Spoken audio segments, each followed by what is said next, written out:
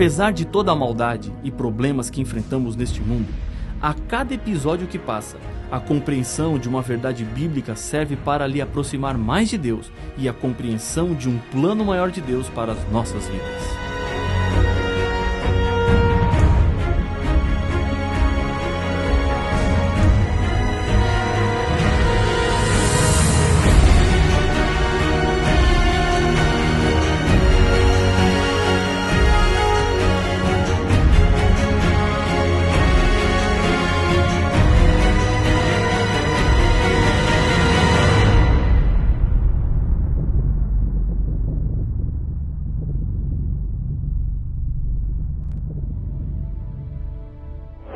No Brasil, 99% da população diz acreditar em Deus, mas esse dado não é tão animador quando sabemos que apenas 59% leu alguma vez qualquer passagem da Bíblia e ainda menos de 40% frequentam regularmente uma igreja.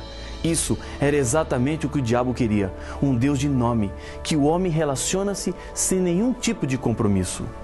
No estudo anterior, vimos que o sexto selo do Apocalipse nos ajuda a descobrir quando começaria o tempo do fim na história deste mundo, e com isso, a proximidade da volta de Jesus. O sétimo selo descreve o silêncio que acontecerá no céu quando Jesus e os seus anjos vierem à terra para buscar os salvos. No capítulo 7, com uma pausa entre o sexto e o sétimo selo, Jesus diz que antes de sua vinda, os salvos receberiam o selo de Deus na testa. E qual é esse selo? Acompanhe a leitura do texto de Apocalipse capítulo 7, o verso 1. Depois disto, vi 4 anjos em pé nos 4 cantos da terra, conservando seguros os 4 ventos da terra, para que nenhum vento soprasse sobre a terra, nem sobre o mar, nem sobre árvore alguma.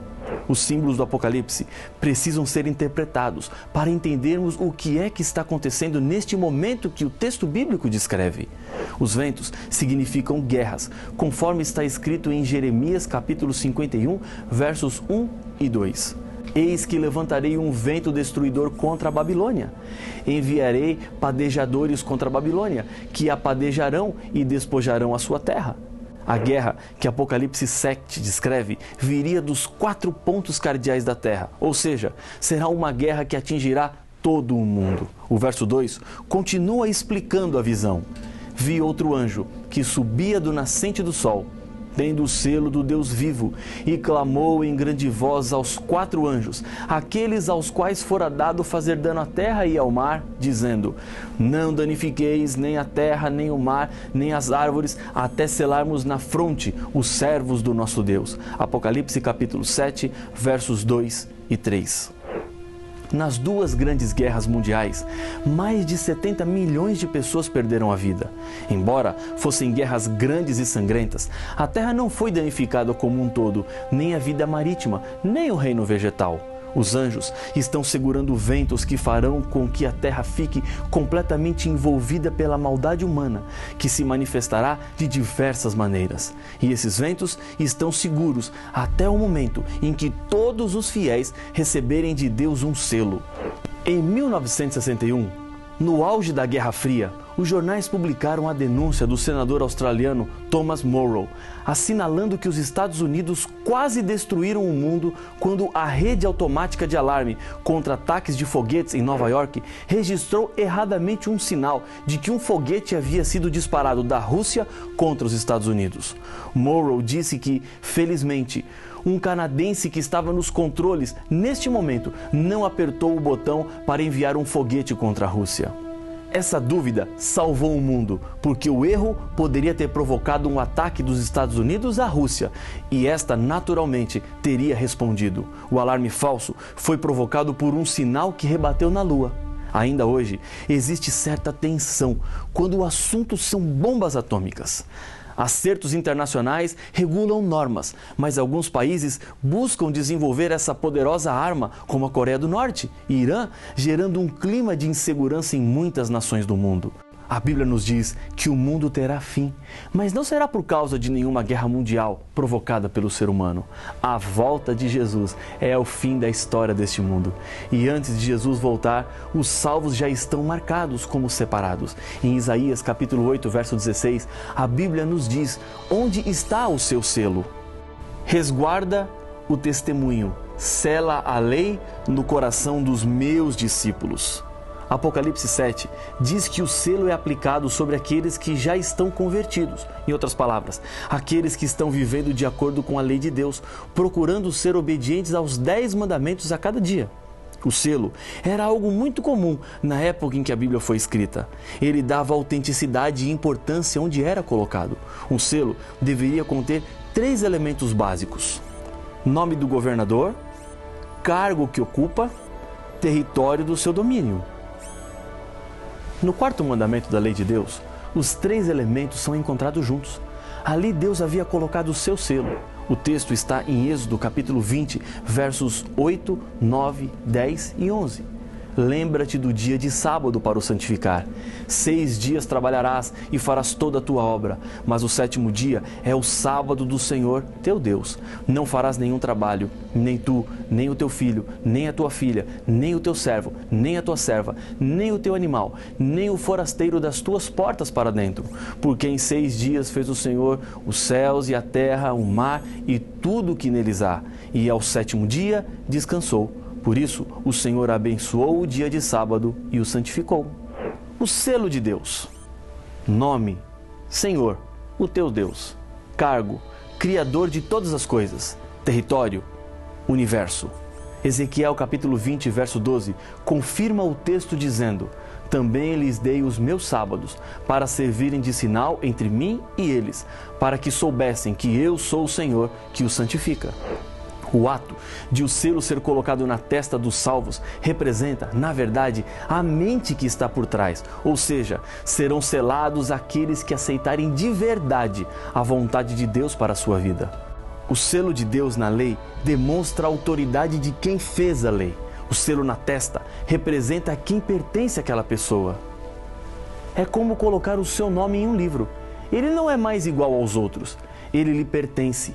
Deus faz também assim, coloca um selo sobre aqueles que são dele e no momento da volta de Jesus levará para a eternidade os salvos. O diabo nos roubou, mas Jesus não é um ladrão. Ele não pega o que não é dele. Para poder transformar a sua vida, Jesus nos comprou com o seu sangue. O diabo quer nos matar, porque o salário do pecado é a morte. Mas não precisa ser a sua morte, porque Jesus já morreu no seu lugar. Você pode rejeitar o selo de Deus. E se você fizer essa loucura, Jesus não terá direito de propriedade sobre você e sua vida. Em Isaías 56, uma profecia demonstra que os que não eram judeus seriam conhecidos ao se unirem ao povo de Deus pela obediência. Acompanhe a leitura dos 7 primeiros versos. Assim diz o Senhor: mantende o juízo e fazei justiça, porque a minha salvação está prestes a vir e a minha justiça prestes a manifestar-se. Bem-aventurado o homem que faz isso, e o filho do homem que nisto se firma, que se guarda de profanar o sábado e guarda a sua mão de cometer algum mal. Não fale o estrangeiro que se houver chegado ao Senhor, dizendo: o Senhor, com efeito, me separará do seu povo. Nem tampouco diga o eunuco: eis que eu sou uma árvore seca, porque assim diz o Senhor aos eunucos que guardam os meus sábados e escolhem aquilo que me agrada e abraçam a minha aliança. Darei na minha casa e dentro dos meus muros um memorial e um nome melhor do que filhos e filhas. Um nome eterno darei a cada um deles, que nunca se apagará. Aos estrangeiros que se chegam ao Senhor para o servirem e para o amarem, o nome do Senhor, sendo deste modo servos seus, sim, todos que guardam o sábado, não o profanando, e abraçam a minha aliança, também os levarei ao meu santo monte e os alegrarei na minha casa de oração. Os seus holocaustos e os seus sacrifícios serão aceitos no meu altar, porque a minha casa será chamada casa de oração para todos os povos. Isaías 56, versos de 1 a 7. Isaías deixa evidente que o sinal é para todas as pessoas, independente de sexo, nacionalidade, raça ou qualquer diferença humana. Jesus usou o contexto de Isaías 61, quando purificou o templo, expulsando aqueles que estavam comprando e vendendo, fazendo da casa de oração uma casa de comércio. Isso demonstra que os propósitos e princípios de Deus não mudam. Sábado para todos os povos e casa de oração para todos os povos representam verdades de Deus para todos os tempos. Quando Jesus esteve aqui na terra como um ser humano, a Bíblia diz que ele tinha um hábito. Veja o que está escrito no Evangelho de Lucas, no capítulo 4, verso 16. Indo para Nazaré, onde fora criado, entrou num sábado na sinagoga, segundo o seu costume, e levantou-se para ler. A cada semana, todos os sábados, Jesus estava na sinagoga. Ele estava dando um exemplo e muitas coisas que nós aprendemos foi feito pelo exemplo de outras pessoas. Ensinamos os nossos filhos através do exemplo. Essa era uma das estratégias de Jesus. O sábado é um dia reservado por Deus para ter um encontro com você. Deus está lhe convidando para ir à igreja no sábado e passar momentos agradáveis e felizes com o Criador da sua vida. Um argumento usado para dizer às pessoas que hoje não precisamos mais obedecer ao quarto mandamento é dizer que Jesus ressuscitou no domingo. Então, agora, esse passou a ser o dia do Senhor. Está certo? Não. Estaria certo se a Bíblia dissesse isso, mas como não diz, isso não é a verdade. A Bíblia diz até mais. Depois que Jesus já estava morto, veja o que aconteceu entre os seus seguidores, incluindo a sua mãe. Então, retiraram-se para preparar aromas e bálsamos, e no sábado descansaram segundo o mandamento. Lucas capítulo 23 e o verso 56. Os fiéis seguidores de Jesus não ungiram o corpo de Jesus, mas descansaram no sábado. Se Jesus tivesse abolido a guarda do sábado, como alguns argumentam, os discípulos e nem a própria mãe de Jesus sabiam. Lembre-se de uma coisa: ser cristão é imitar Jesus, ser semelhante a Ele e viver a vida que Ele viveu. Um exemplo disso é não odiar ninguém. Jesus, quando estava morrendo na cruz, pediu para que Deus perdoasse aquelas pessoas, pois elas não sabiam o que estavam fazendo. E todo esse engano que tomou conta do mundo religioso, fazendo com que as pessoas fiquem perdidas nesse assunto, tem a sua origem revelada na Bíblia. Daniel, capítulo 7, verso 25, fala de um poder que se levantaria contra Deus. Se você tiver uma Bíblia, acompanhe comigo a leitura do texto. Isso é muito importante. Proferirá palavras contra o Altíssimo, magoará os santos do Altíssimo e cuidará em mudar os tempos e a lei. Jesus, no começo do Sermão do Monte, esclarece no verso 17 do capítulo 5 de Mateus que ele não tinha vindo à terra para mudar a lei, mas sim para cumprir. A mudança da lei não vem de Deus, mas de um poder que quer destruir os filhos sinceros de Deus. Deus não fez a mudança da lei e nem autorizou ninguém a fazer. E Jesus enfatiza que a lei deveria permanecer a mesma até que o céu e a terra passem. E até onde sabemos, nem o céu nem a terra passaram. Então, nenhuma letra da lei pode ser tirada ou mudada. É por esse motivo que a obediência ao mandamento do sábado é o sinal que representa lealdade, obediência e reverência a Deus. No livro do Apocalipse, João vê 3 anjos voando pelo meio do céu. Esses 3 anjos falam aos habitantes do planeta Terra e trazem advertências. O primeiro anjo traz a seguinte mensagem: temei a Deus e dai-lhe glória, pois é chegada a hora do seu juízo. E adorai aquele que fez o céu e a terra e o mar e as fontes das águas. Apocalipse capítulo 14, verso 12. Nós já ouvimos uma afirmação semelhante nesse estudo, e ela vem do 4º mandamento, o que fala sobre o sábado. Para recapitular, veja mais uma vez Êxodo capítulo 20 e o verso 11. Porque em 6 dias fez o Senhor os céus e a terra e o mar e tudo o que neles há, e ao 7º dia descansou. Por isso, o Senhor abençoou o dia de sábado e o santificou. O anjo está chamando a atenção dos seres humanos para o mandamento do sábado. E qual é o motivo de termos que guardar o sábado? A resposta está no contexto do verso. Porque Deus é o Criador. Foi Ele quem fez. E como Criador, Ele pode exigir. Essa questão do sábado nunca foi tão importante para os cristãos como é em nossos dias, no século XXI. A ideia de que o mundo veio do nada e somos resultados da evolução está espalhada por aí. Há milhões e milhões de anos atrás houve uma grande explosão e dela uma parte que se espalhou no universo virou o planeta Terra. Nessa teoria não há espaço para o que a Bíblia apresenta como sendo a criação do mundo. Nada de acaso, mas sim fruto de um planejamento de Deus em compartilhar a vida com seus seres criados e fazer deles felizes.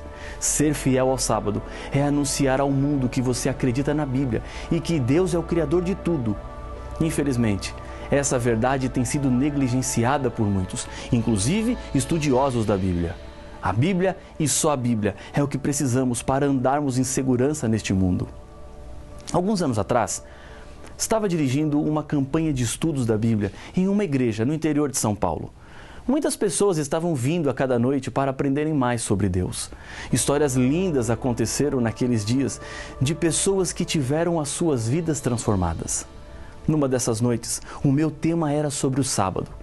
Estava argumentando e mostrando textos bíblicos para comprovar que desde a criação do mundo até o paraíso restaurado, Deus escolheu o dia de sábado como o dia santo e especial, quando uma mão se levantou e pediu minha palavra.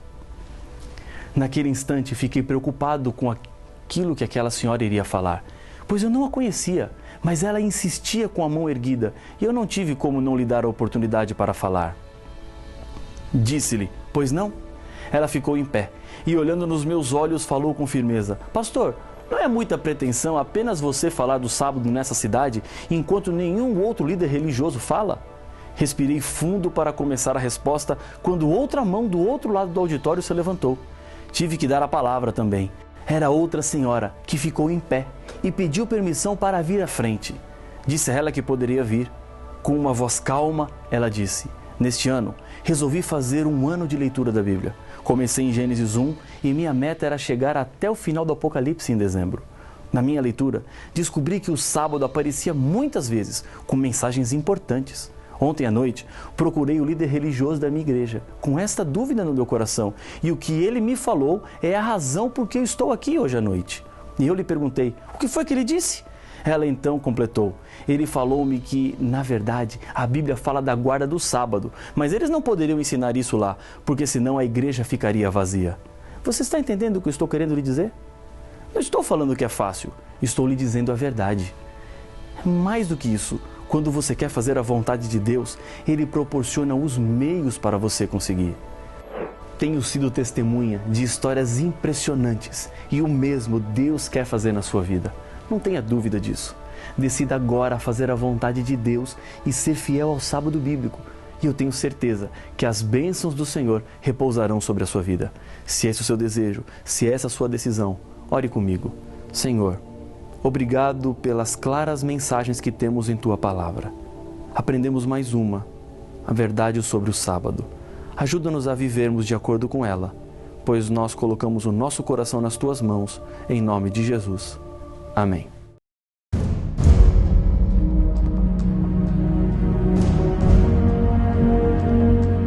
O que faz um dia santo é o fato de Deus santificá-lo.